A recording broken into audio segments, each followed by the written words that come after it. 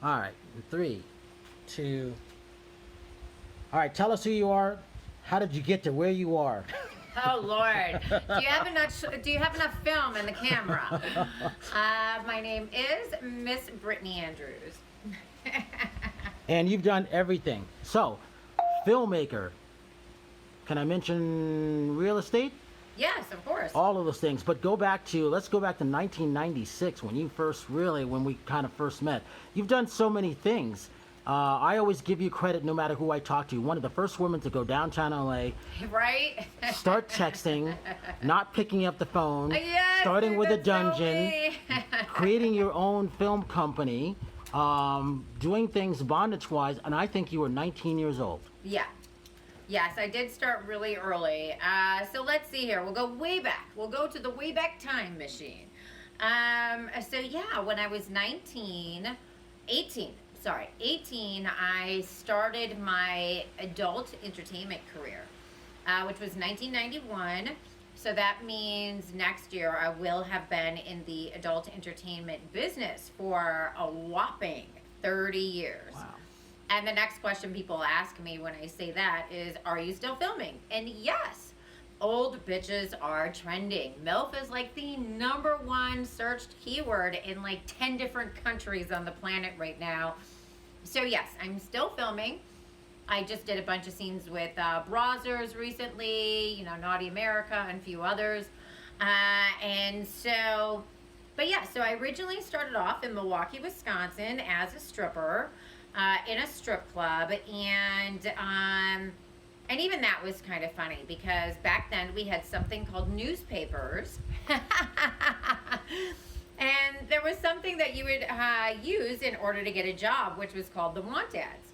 And I had answered something for a strip club, and a boyfriend of mine at the time had answered the actual phone call when they had called, and and then later that night he was like, did you answer some kind of ad for working at a strip club? And I was like, yeah, but I wasn't serious about it. And and then he was like, well, they do make really good money. And I was like, what? And he's like, yeah, you should try it. And thank God for that guy right there. Thank God that he was like down with me doing that, because that started off the rest of my life. And I can definitely say 30 years down the road, I'm extremely grateful that I've been in the adult entertainment industry. I've got so many different friends that, kind of think that individuals that are sex workers are victims. And the last thing that I've ever felt like in the last 30 years is a victim.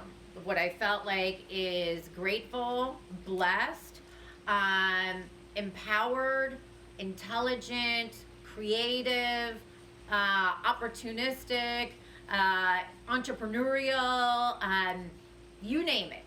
It's given me a life beyond my wildest dreams, and I can truly say that from the bottom of my soul. I always looked at it before really women had women empowerment. You were way ahead of the curve on both sides. No, you were, because again, I wouldn't have never gone downtown LA, which was a great place to do stuff. It was very creative when it was dark and dingy, and then they started rebuilding things up. So I always give you credit for that. And then when it comes to the texting, you're the first person I knew that would text me. What's that? I remember that. She stopped picking up the phone. Yeah, Talk I about would not you and talk on the technology. phone. Yes, exactly. You started with technology. Talk Yeah, about that. I've always, the adult entertainment industry has always been one of the leaders of technology, going way back, from VHS to DVD to, oh my God, what was the big, CD, what were they called? CD-ROMs? Not CD-ROMs. And you had beta? No, it wasn't beta. They were almost like records. Oh, Laserdisc? Laserdisc. Oh my God, do you remember even when Laserdisc had their hot second in the sun? And, and then when it came to the internet, Here you are. I will follow you now. Please watch out for the people around. Oh, shiznit. It's talks. We've got the Segway Luma here that is, interviewing me. And we've got Bella, that's also my dog. That's a portion of the interview today. I think the dog maybe confused little Mr. Segway here. I cannot find you. Oh. Please, there you are. I found you. Why, thank you. I'm glad to know that you found me. I cannot find you. What? Please stand in front of me. Sure, not a There problem. you are. I found you. Stay. Stay. See? And you would do well with this. Continue. Okay. So yeah, technology. I remember I originally had one of the first distribution deals with a Docomo, which was, might still be, a telephone company, a mobile company in Japan. Wow. And I was trying to do a really big deal with Juno as well. And I mean, what it came down for me is as a filmmaker, a DJ, live streamer, all these different things, I'm definitely like hashtag nerd mafia.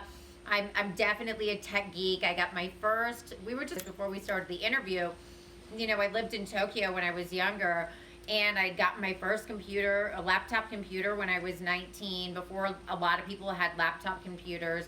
And I've always just loved technology. And as a woman in the adult entertainment industry, I always had a tendency to kind of lean more towards that portion of the business. So, back in the day, it was like kind of, now it's all blended together. But you had, like VHS and DVD distribution, and then you had the internet. And they were studio and internet. They were two different businesses completely. And the filming side, the studio side, the DVD, VHS aspect of filmmaking for the adult business was very kind of mafia driven and very much not per se cool, with an independent woman that was producing, directing, and looking to distribute her own films. Whereas when you went to the internet side of the business, a lot of these tech firms were large, smaller, larger startup companies from San Francisco, and they were very much used to having very smart and intelligent women as part of their team.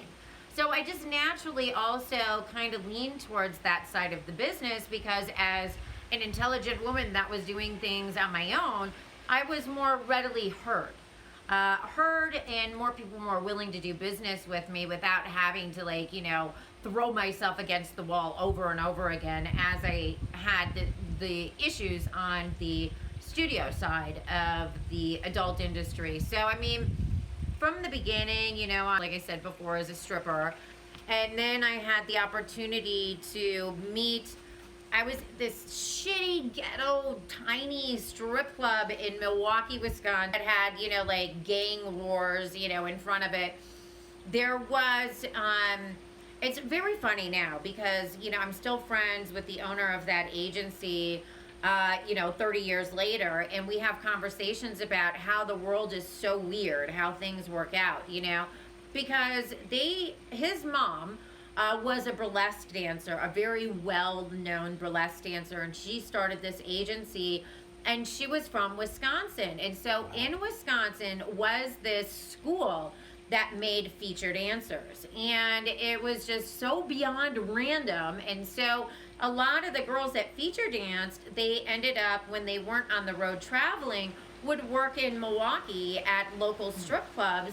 And so I'd met one of these girls. She asked me if I wanted to go on the road featuring with her. I had no idea what the hell that even was, because at that club there was no fucking feature dancers. I mean, our pole was like a basement pole with duct tape around it. I mean, that's how ghetto it was. We had a jukebox that you had to put money into. I mean, and that was, my early humble beginnings. And the boyfriend I had said, she dates rock stars. I don't want you, doing anything with her. And so I started my career off in the business, taking the Greyhound bus, yes, and going to these shitty fucking gigs where I was doing like 28 shows for like $1,000, and my costumes were costing more than that. And then, you know, just started, you know, and that was the thing too, you know, nowadays, it's like the majority of the women that are in the business, they kind of came from webcamming, right? And when I got into the business, like a lot of us came from stripping. And so that's how I kind of had started. And, you know, it was one of those things of like, I've always been somebody that anything I do at 100%. Otherwise, I'm not going to do it. And so I had made up my mind that this is what I was going to do. And the ones that made the most money were porn stars. So it was only a matter of time before I had made my way to doing film.